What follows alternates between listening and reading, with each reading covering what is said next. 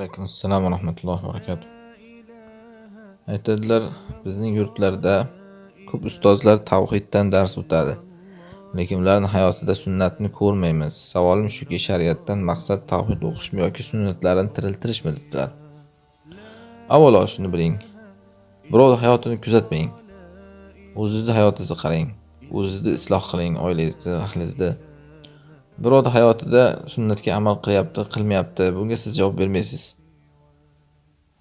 To'g'ri, endi albatta amr ma'ruf nahiy munkar qilish hammaning vazifasi. Lekin inson o'zi bilan shug'ullansa, aslida boshqa bilan qarab, u nima qilyapti, nima qilmayapti, u narsaga vaqti qolmaydi. Ikkinchidan, aytaylik, ular shunday qilyapti ekan ham. Ya'ni sunnatlarga amal qilmayotgandek ko'rinyapti, tavhid o'qitib. Shuni bilingki, sunnatlar o'z nomidan sunnatlar. Ya'ni uni odamlarga ko'rsatib qilish shart emas. Masalan, shuning uchun sunnat namozlarida uyda o'qishga buyurilgan. Odamlarga ko'rsatib o'qishga emas. Nabiy sollallohu alayhi vasallam uyda o'qilishlik kishining eng afzal namozi, uyda o'qigan namozi, illoki farz namozlar bundan mustasno deganlar. Sunnat ro'zalar ham xuddi shunday. U odam uni birovga aytmaydi, ro'za tutib yuribman deb. Yana nima nazarda tutyapsiz, masalan, sunnatlarga amal qilmaydi deganda. O'zini ko'ylak kiyib, soqol qo'yib yurishni nazarda tutsangiz agar, bunga ba'zan siyosat to'sqinlik qilishi mumkin. Mana shunga o'xshash, avvalambor o'zi sunnatlar deganda nima nazarda tutyapsiz, shunga ham qarash kerak-da. Agar u odamlarga ko'rsatmayotgan bo'lsa, qilmayapti degani emas. Yoki ba'zan bir sunnatlar borki, uni inson qilishligida siyosat to'sqinlik qilayotgan bo'lishi mumkin. Ya'ni maqsadim imkon qadar o'sha odamlarga uzr berishni o'rganish kerak-da, o'z nomidan, chunki siz bilan sunnat deganingizdan keyin bir ishda. Mana bir Arobiy Rasululloh sollallohu alayhi vasallam oldiga kelib aytgan-ku, men 5 mahal namozdan ziyoda qilmayman. Ramazon kelsa ro'zani tutaman. Shunda Rasululloh aytganlar-ku, aflaha in sodaq. Agar rost aytayotgan bo'lsa, yutdi shu odam deganlar. Ya'ni o'sha farzni o'qigan bilan ham yutdi deganlar. Shuning uchun, ya'ni qarang demoqchiman, sunnatlarda odamlarga ko'rsatmayotgani qilmadi degani emas. Xo'p, aytaylik, qilmagan taqdirda ham endi bo'ldi, bu odam yomon odam degani emas. Uchinchidan, albatta endi shunaqa narsalar siz aytgan haqiqatdan bor, buni inkor qilmaymiz. Ya'ni sunnatlarga e'tiborlik odamlarga shayton aqida tomonidan fitna qilgan. Ular qarasangiz tavhid nimaligini bilmaydi. Masalan, sufilar. Ana ularda sunnatlarda hammasiga amal qiladi, tasbihlar sanaydi, zikrlarga, sunnat ibodatlarga e'tiborlik. Lekin shayton ularni aqida tomonidan aldab qo'ygan. Ana shuning uchun bunaqa qilayotgan sunnatlariga shayton ularga hech ham vasvasa qilmaydi. Qilaver deydi, chunki shayton biladiki, bu 1000 yil ibodat qilsa ham aqida bilmagandan keyin havoga uchgan yil u qilgan ibodatlari. Lekin buni muqobilida o'zicha bir mana tavhidni o'qidim, tushundim degan odamlarga shayton boshqa tomonlardan fitna qiladi. U tavhid muhim, aqida muhim deydi, ha to'g'ri. Lekin mana bu sunnat ibodatlar, boshqa nafil namozlar, bo'lganda mana shunaqa zuhd, bu narsalarga shayton ularni e'tiborsiz qiladi.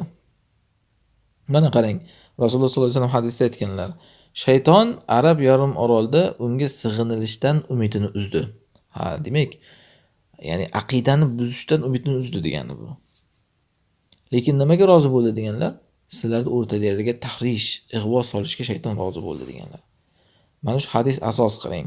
Shayton demak sizni aqida tomonidan buzishga umid yo'q deb bilsa agar, o'zi u ham qiyin narsa endi, masalan, ya'ni shayton keyin sizni kelib mana shunaqangi ibodatlar, odamlar bilan muomala, fitna, mana shu narsalarga sizni vasvasa qiladi. Shu tomondan sizni yo'ldan uradi, ya'ni.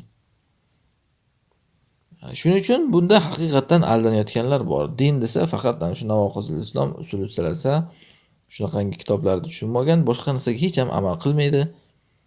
Albatta bu nuqson. Agar shunaqa odamlarni nazarda tutayotgan bo'lsangiz, bu nuqson.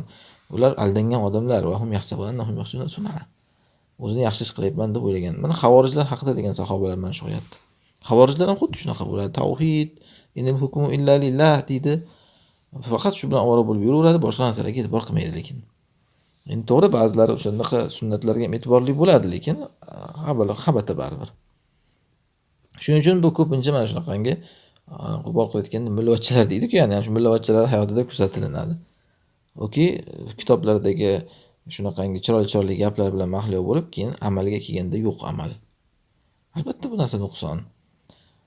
Keyin 4-dan bu narsa tavhid aslida haqiqiy o'rganilsa, bu odamni albatta isloh qilish kerak. Agar isloh qilmayotgan bo'lsa, u soxta tavhid. Shuning uchun ham ulamolarda tajridut tavhid degan narsa bor. Tavhidni ham saralash, ya'ni tavhidni ham o'zi tozalash kerak. Tavhid degan gaplar ham o'zi tavhidga muhtoj. Tavhid degani faqat kitoblardagi gaplar, Alloh bitta, bano ishni qilsang shirk degan narsalarga emasda. Islom buzuvchi amallar degan. U tavhid samara berish kerak. Chunki Alloh tavhidni daraxtga o'xshatgan. Bir odamlarda tavhidni daraxtining tomiri bor, tavhid daraxtining shoxasi bor, tavhid daraxtining boring ana bargi bor, lekin mevasi yo'q. U ki mana shu siz aytgan narsalar, o'shanga ko'ra yashamaydi keyin hayotida. Mana bu mevasi yo'q daraxt degani. Daraxtdan maqsad nima o'zi? Meva berishligi kerak. Bo'lmasam u daraxt chala daraxt, ya'ni haqiqiy maqsadga muvofiq daraxt emas. Shuning uchun Alloh asluha sabit degan tavhid daraxtini, mana asli sobit. Va faruha fis sama, shoxlari esa samoda degan. Tu'ti ukulaha kullahinin bi'izni robbiha. Robbisining izni bilan hamma vaqt mevasini beradi degan. Mana tavhid agar haqiqiy bo'lsa, u samarasini berish kerak insonning hayotida. Bermayotgan bo'lsa, u quruq tavhid haqidagi informatsiyalar, ma'lumotlar ya'ni. Lekin u hali meva bergan daraxt tarzida uni qalbiga ko'karib urug'lamagan ya'ni. Shu uning nuqsoni bo'ladi. Albatta buning uchun amallar kerak. Shuning uchun iymon, mana qarang, birinchisi la ilaha illalloh deganlar eng katta bo'lagi va eng kichik bo'lagi esa yo'ldagi ozorni olib tashlash deganlar. Hayo ham iymondan. Mana bu hadisda demak ishora bo'ldiki, aqida qanday, ya'ni ma'lumotlar tavhid bo'lsa, odamning bunday bir yurish turishdagi siymosi ham tavhid. Yo'lda yotgan ozor chekiga olib qo'yish, odamlarga zarar bermasin, shu deb mana shunaqangi bir sunnat amallarni qilish, shu ham tavhid mana. Lekin kimlardir mana shu aldangan, yuqorida aytilgan kabi shu daraxt tomiri bor menda deb, o'shani daraxt deb yuraveradi ya'ni. Alloh alam.